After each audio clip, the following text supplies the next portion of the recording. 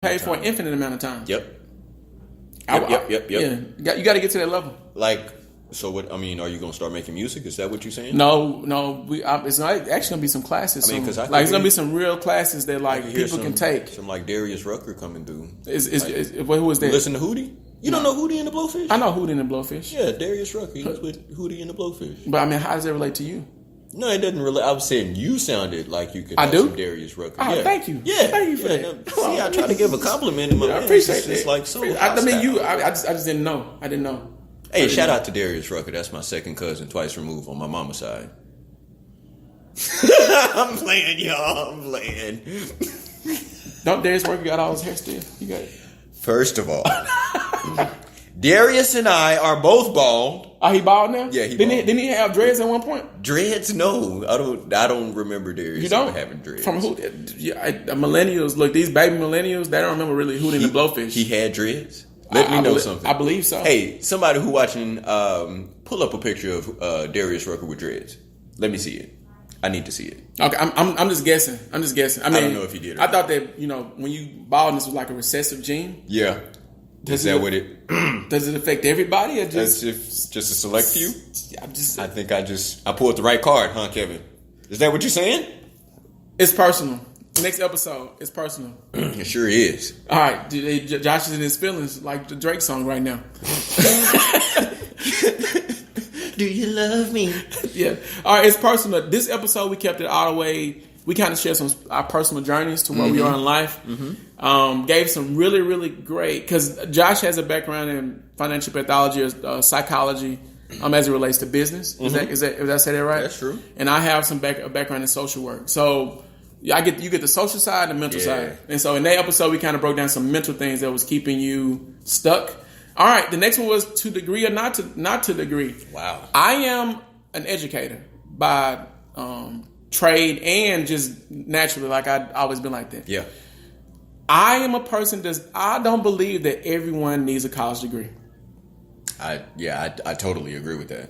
And totally. A lot of people don't. A lot of people would be like, well, why wouldn't you want to go to college? Why would you want to be broke for the next 30 years? Why would you want that? Like, right. Why would you want that bill? I'm just here to tell you the truth. Some people actually need to go and get a trade or a certificate program, because right now, today, in this moment, I talked to a guy this year. Yeah. Who you said this year? I did. Who owns a company in Morton, Arkansas? Wow, it's an Asian company, and they're looking for people to be certified to repair different parts of their facility, or to run different parts of their facility. And they can't find anyone because everyone is getting a college degree, and they won't get those skills. And right now, they're starting off between $60,000 to $80,000 a year. What I'm interested in is because there's a lot of liberal arts educations out there, or institutes out there. I think I might set up a whole. I don't have room on my plate for it, but it sounds like a good idea. But to set up a whole survey to really kind of get a good idea of the transferability of the things that you learned in college, specifically undergrad, moving into the real world, quote unquote. Like could you have done that without that degree? And I beg to say that it could, just from my experience myself. So I'm a firm believer in that, and I know for that to be true. Yeah, it's just getting people to shift the mentality that's been fed to students since they were 5 years old. It's hard to break that kind of cycle of thinking when you have people still pushing college. And my prediction is that student loans are going to be the next financial crisis. And as a disclaimer, we're not poo-pooing college. Hey, if that is your desire, and you feel like that your life would be exponentially improved upon by going to school and getting a degree or a secondary degree or what have you, go do it. Live your best life. Go at it 100 miles an hour. Love it. Be happy with it. Flourish.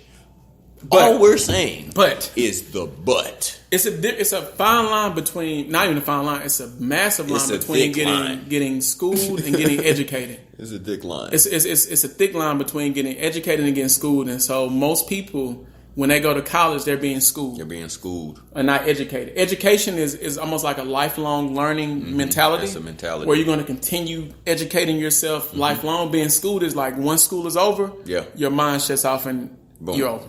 It's done. So I would look, if it's 2018, which it is. It is.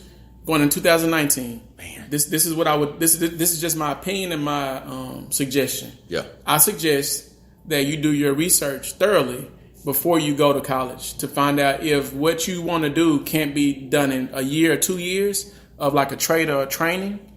Because look, here's the thing. You have big companies now like Google, Amazon. They're actually hiring people without college degrees. Yeah. Man, I'll tell you, I got my first HR job, no degree. I was a sophomore in college. I don't know how I did it. Yeah. Yeah, but it was done. I mean, and I don't say that to be braggadocious or anything. I mean, I didn't think you. It didn't sound like you were braggadocious. No, I don't. I try not to be. I mean, I think that's an amazing feat, but whatever. I mean, I was just saying it can be done, people. It can be. It can be done. I actually was a manager at FedEx, just to one up Josh. Oh, Kevin, nobody cares. I was a manager at FedEx without a college degree. I was just one up in Josh. You know, when you had that person that just by your side, like, time to one up. Hey, yeah. Well, that's okay because I owned the business at 12. Dang. Yeah. And we were profitable. First year. Boom. Dang. Drop mic. When I was born, the doctor. I'm just playing. But on a serious note, like you really can make really great money without a college degree. Without a degree. And especially in 2018. Definitely. All right. Last but not least, health and wealth with Dr. Hema Raj. Man. I hope I said that right. Yeah. Hema, don't get me. Dr. Hema, don't get me. Hema. All right, but we definitely talked about how health is wealth. Yeah. Did I say that right? Health is wealth. I'd say or is wealth health? No, health is wealth. Health is wealth. Because most wealthy people, the one thing that they monitor the most is their health. Is their health. Because if they don't have their health, they can't build wealth. Yeah. So health is wealth. How you gonna build wealth from the grave? I mean, the Rothschilds do it every day. I mean, but they're a special family. No, I mean the Rothschilds. I don't like those families because they really got a head start. You got the Rockefellers. Yeah, the Rockefellers. You got the Vanderbilts. You got the Morgans, the Stevens. You got the Waltons. Yeah. And they all dead. Every person that we just named, the person that started in their family is dead and gone. Yeah. So on that note, look. Generational wealth is very important, and we can end the show with this.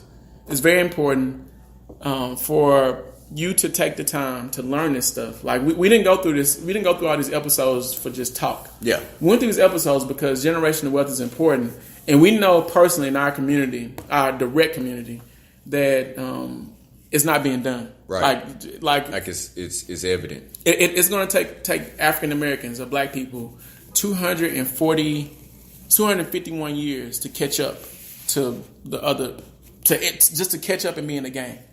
So my final thought or final point would be to make sure that if you say that you love your family, at least love them enough to leave them something to build generational wealth with. Yeah.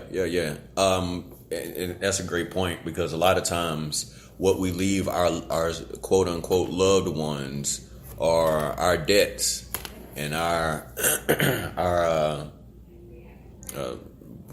do you say the lack thereof? Yes, you know, where in reality they should really, I don't want to say be better off, but there should be some type of.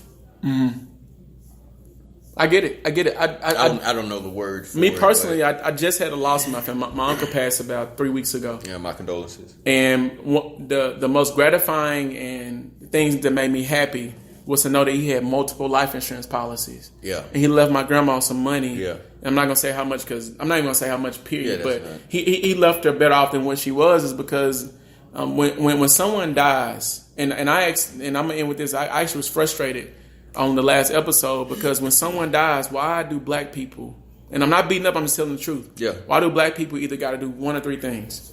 One, they pass around the collection plate at church. Yeah. To collect for the funeral. Well, we know we're gonna do that. 2, they start GoFundMe accounts to pay for the funeral. Yeah. Or 3, nothing happens except for the family tries to go in and see what they can get. That's why you need to have life insurance and a will, so you won't have to worry about none of that. Yeah.